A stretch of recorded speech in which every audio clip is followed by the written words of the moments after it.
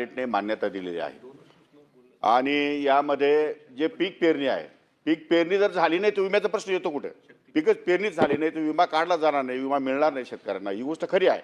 परंतु पेरणीच्या नंतर काही पिकाचं जे नुकसान होतं ते नुकसान पीक कापणीच्या वेळेस तुम्ही ग्राह्य धरावंच लागेल. तुम्हाला समजा पीकच वाहून गेलं आणि पीक त्याने पेरणी केलेली आहे असं लक्षात आलं तर त्याला ती नुकसान भरपाई तेवढी 100% मिळणारच आहे ना.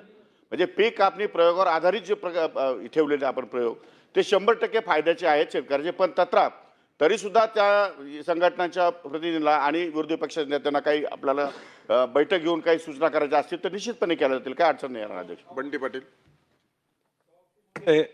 या नव्या धोरणामध्ये 5 वर्षात 25,000 कोटी रुपयाची तरतूद केली असं आम्हाला वाचण्यात आलं. 25,000 कोटी रुपये जर आम्ही शेतकऱ्यांच्यासाठी या पीक विम्यासाठी विमा कंपन्यांना देणार असेल, आज कृषी दिन आहे सुदैवानं, आणि हे जर आम्ही 25,000 कोटी देणार असेल तर विमा मिळवण्यामध्ये काही टाईम लिमिट आपण घातलाय का? किंवा त्याचा विम्याचा परतावा किमान 25 दिवसात 50 दिवसात त्या विमा कंपनीने द्यावा. मी जी आर वाचलेलं नाही म्हणून मी दादांना जी आर निघालाय का आपला, तर जी आर निघाला नसेल तर मी वाचलेलं नाही, परंतु जी आर निघाला नसेल तर त्यामध्ये अशा पद्धतीची तरतूद आहे का की 50 दिवसात 100 दिवसात त्याचा मोबदला या ठिकाणी शेतकऱ्याला मिळावा. दुसरं आपलं एक मध्ये स्टेटमेंट होतं की 1 रुपये एक रुपयाच्या विम्यामध्ये प्रचंड भ्रष्टाचार झाला. आपण मगाशी आता जाहीर केले की विमा कंपन्याला ब्लॅकलिस्ट करणार. ते स्पेसिफिक माझा प्रश्न आहे, किती दिवसात तुम्ही ब्लॅकलिस्ट करणार? आणि 1 रुपये विमा योजना जी होती त्यामध्ये भ्रष्टाचार झाला, जर कृषी मंत्री म्हणून आपण जर जाहीर करत असतील तर त्याच्यावर कारवाई होणार का? अध्यक्ष महोदय, सभापती महोदय, सन्माननीय सदस्य पाटील साहेब यांनी जे विचारलं आहे ती गोष्ट खरी आहे. परंतु यामध्ये भांडवली गुंतवणूक आणि विमा या दोन गोष्टी वेगवेगळ्या आहेत, त्या एकत्र करता येणार नाही. भांडवली गुंतवणूक ही शेतीमध्ये भांडवली गुंतवणूक का करायची वेळ आली तर विमा कंपनीमध्ये आपण जे 5-6 हजार कोटी रुपये भरत होतो ते आता विमा कंपनीला 700-750 कोटी रुपयावर पैसे भरण्याची वेळ आली. म्हणजे याचा अर्थ सरकारचे 5,000 कोटी रुपये वाचलेत. ते 5-5.5 कोटी रुपये वाचलेत, ते पैसे आम्ही भांडवली गुंतवणुकीमध्ये खर्च करणार आहोत शेतकऱ्यांच्या. मग त्याला क्रॉप कव्हर आहे, त्याला मल्चिंग पेपर आहे, त्याला ड्रीप आहे, त्याला गोडाऊन्स आहेत. म्हणजे शेतकऱ्यांना भांडवली गुंतवणुकीसाठी जे पैसे लागतात ते पैसे याच्यासाठी आपण 5,000 कोटी रुपये दर वर्षाला खर्च करणार आहोत. असे मिळून 5 वर्षामध्ये 25,000 कोटी रुपयाची गुंतवणूक आपण शेतीमध्ये करणार आहोत. त्यामुळे त्याचा आणि विमा कंपनीचा काही संबंध नाही. परंतु विमा कंपनीच्या बाबतीत जर कोणी तक्रार केली असेल आणि तो जर दोषी सापडला तर त्याच्यावर महिनाभराच्या आत त्यात कारवाई करण्यात येईल. विरोधी पक्षनेते, ती विमा द्यायला त्या पीक कापणी जोपर्यंत होते तोपर्यंत विमा कसं देणार? पीक कापणी प्रयोग झाल्यानंतरच. पीक कापणी प्रयोगाची अट असल्यामुळे पंचनामा झाल्यावर NDRF मधून लगेच मदत मिळणार. सदस्य महोदय, NDRF मधून लगेच मिळणार. पण पीक विम्याची जी पद्धत आहे, पीक कापणी प्रयोग केल्याशिवाय त्याला त्याचं उत्पन्न ग्राह्य धरता येणार नाही. 15 महिना पीक कापणी झाल्यानंतर महिनाभराच्या आत हो 30 दिवस. सभापती महोदय, जे माननीय कृषी मंत्र्यांनी उत्तर दिलेलं आहे त्याच्याविषयी मी समाधानी नाही आहे. त्यांनी सांगितलं जे 3 ट्रिगर बंद केले आणि 4थं ट्रिगर जे आहे पीक कापणी प्रयोगाचं म्हणजे उंबट उत्पादनाचं.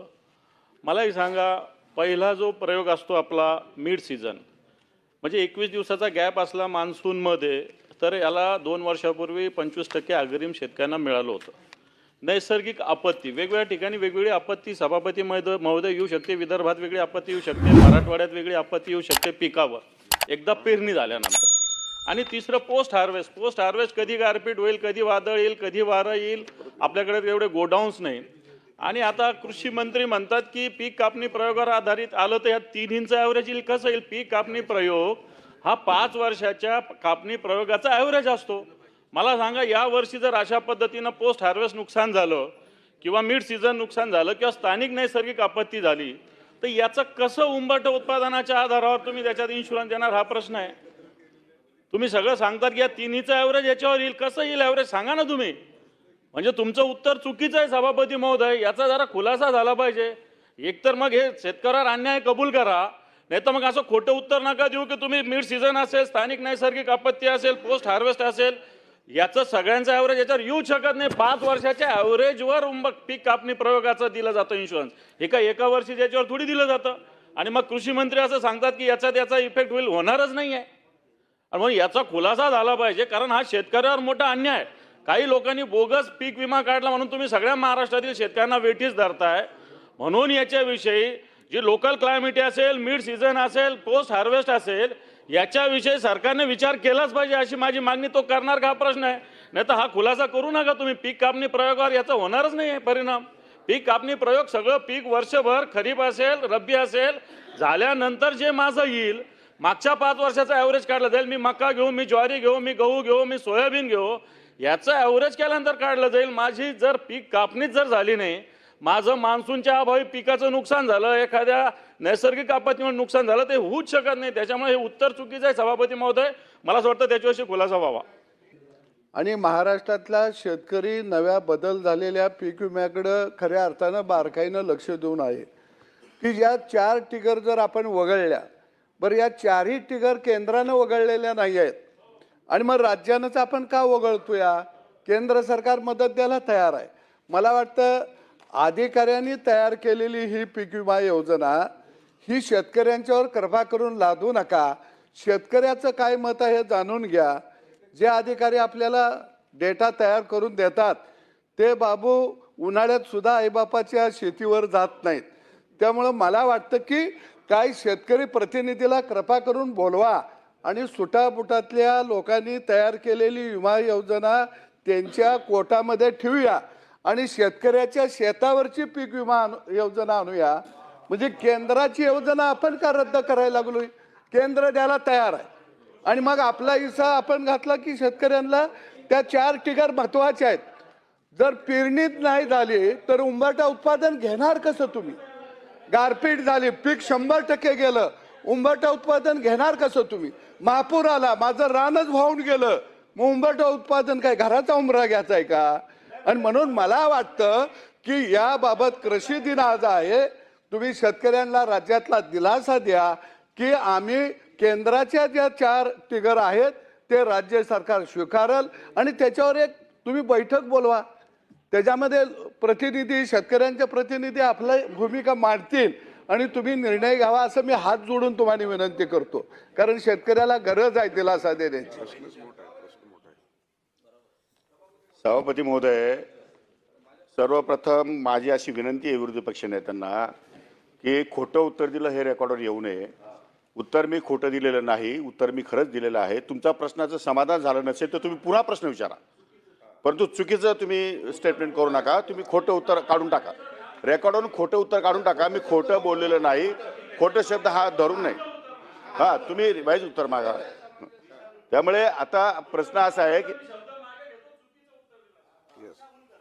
नाही, दिशाभूल करणारं सुद्धा नाही आहे. तुम्ही परत प्रश्न विचारू शकता ना. प्रश्नोत्तराचा तास आहे, परत प्रश्न विचारू शकता. परत तुम्हाला अधिकार आहे सन्माननीय सदस्य महोदयांना, तुम्ही कधी पण प्रश्न विचारू शकता.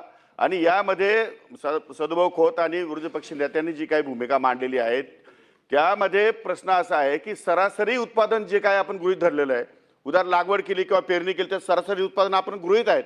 त्यामुळे 100% पीक कापणी प्रयोगाला पीक उपलब्ध झालेच नाही तरी सुद्धा त्याला ती भरपाई मिळणार आहे. कारण पीक कापत असताना पेरणी झाली खरं आहे की नाही ते तपासून आम्ही त्याला पीक विम्याची भरपाई देऊ.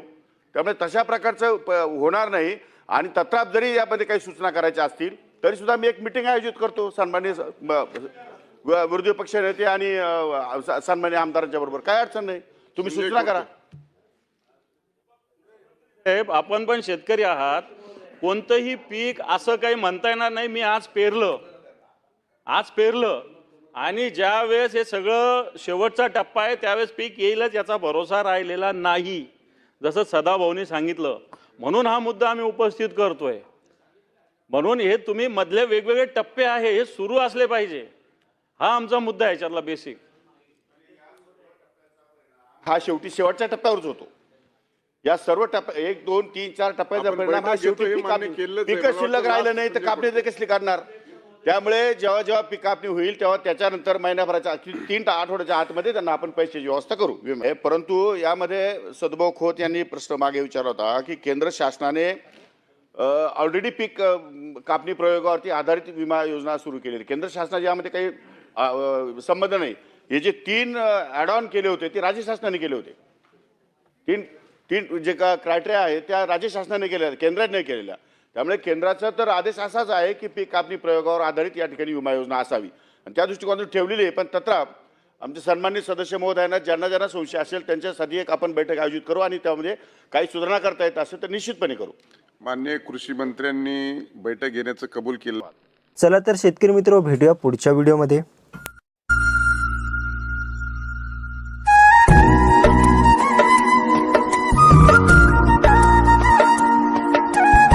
राजांचं शिलेदार आम्ही, आमच्या रक्ताचा रंग एकाच, भगवा एकाच, भगवा. धन्यवाद शेतकरी मित्र. असेच नवनवीन व्हिडिओ पाहण्यासाठी आपल्या चॅनलला सबस्क्राईब करून बाजूचे बेल आयकॉन बटन दाबून ऑलवर क्लिक करून घ्या, जेणेकरून अख्ख्या महाराष्ट्रातील बाजारभाव, नवीन माहिती, नवीन योजना थेट आपल्या घरपर्यंत आपल्या मोबाईलवर येईल.